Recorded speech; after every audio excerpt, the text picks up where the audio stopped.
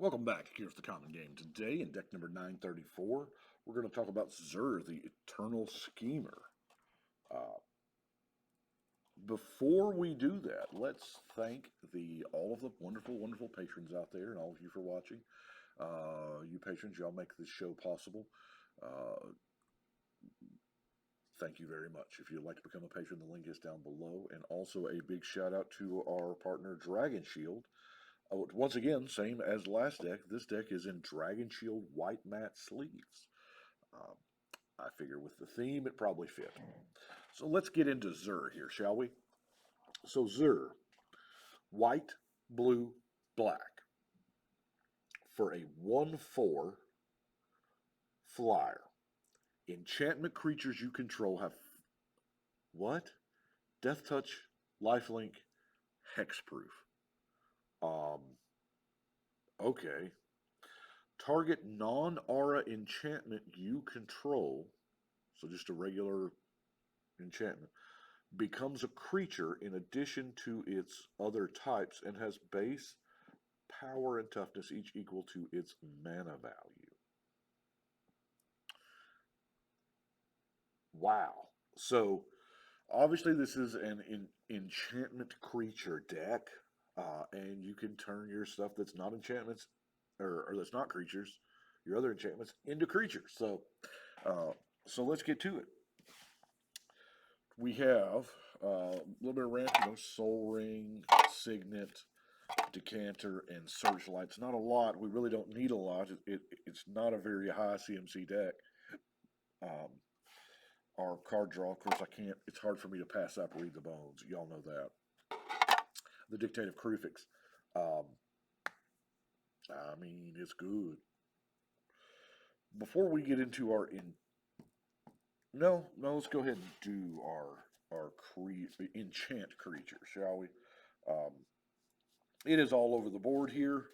We're going to roll through these pretty quickly. The archetype of Finality, with that Death Touch.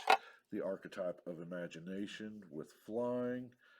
And the archetype of Courage with the First Strike. Because, I mean, why not, right? They have all these other abilities. Hateful Eidolon, Observant Alcid, Enemy of Enlightenment, Fitter Step Alia. It's pretty much every single Glory enchantment creatures that it's a who's who of the Theros world, right? Crystalline Nautilus, Hypnotic Siren, Eidolon of Philosophy, Stinging Lionfish, Riptide Chimera, Eidolon of Obstruction. We're not using any Planeswalkers. Why do we care? Dawn of Angel, Eidolon of Inspiration, Soul Reaper of Mogus, Nimbus Maid, Night Howler. Now, I like Night Howler. X is a number of creature cards in all graveyards. That's pretty sweet. As you'll notice, we're a little creature heavy, so it is essentially runner, commander, go. Yeah, I mean, it's hard to... Our commander's cheap. The abilities that it provides our team it's a go big, go wide strategy, The Ghostblade Eidolon, Nyxborn Shieldmate, Celestial Archon. This is a big body to begin with. Thassa's Emissary, Nyxborn Eidolon, Eidolon of Countless Battles, Nyxborn Triton, Sightless Brawler, Erebos' Emissary. I'm even running the Transcendent Envoy. I mean, we ain't got... we have 0 auras in the deck, I know. But it's a 2-mana, 1-power flyer with all these abilities, Then, of course, we have our demigods, Tyramit, Caliph, and Daxos. Now, that being said, we have regular, good old-fashioned enchantments. You know what I'm saying? Ghostly Prison. I would have used Propaganda, too, had I had another copy.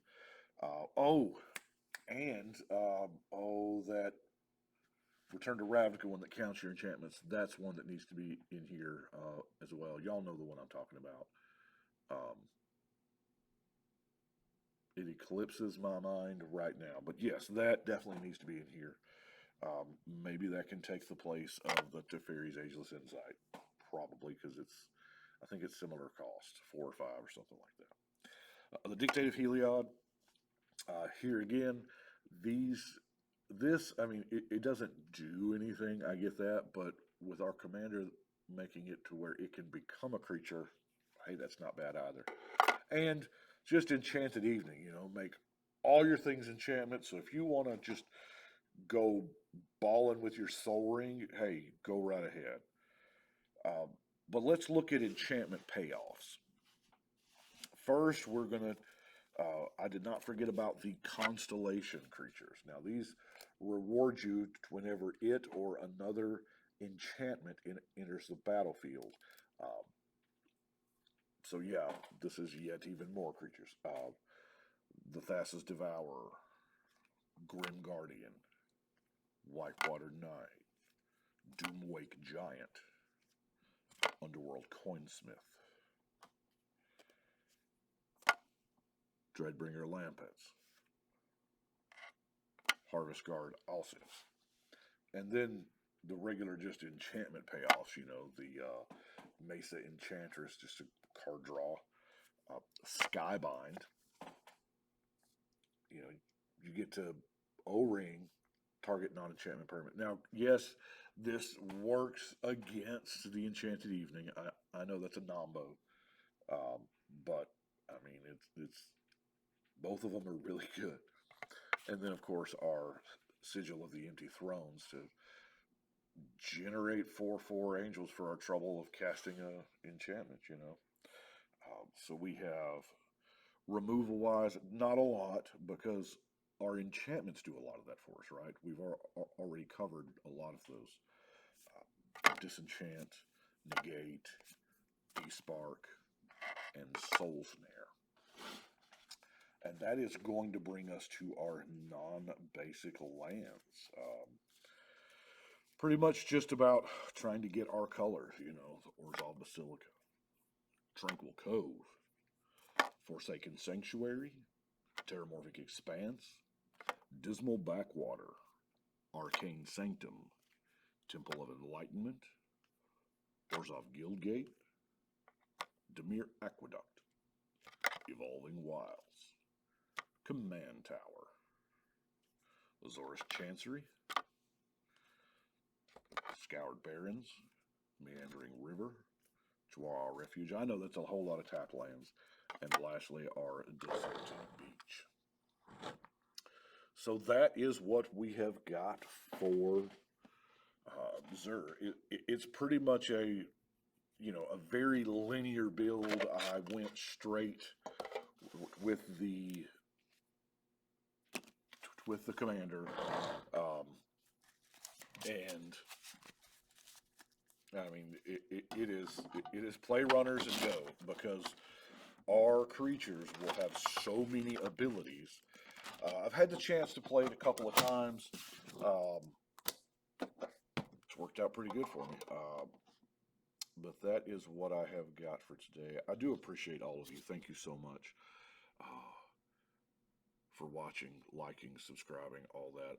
I know that there are times when the uploads have been a little sporadic, but I do what I can when I can. So thank you so much. And we are going to go ahead and shuffle and cut.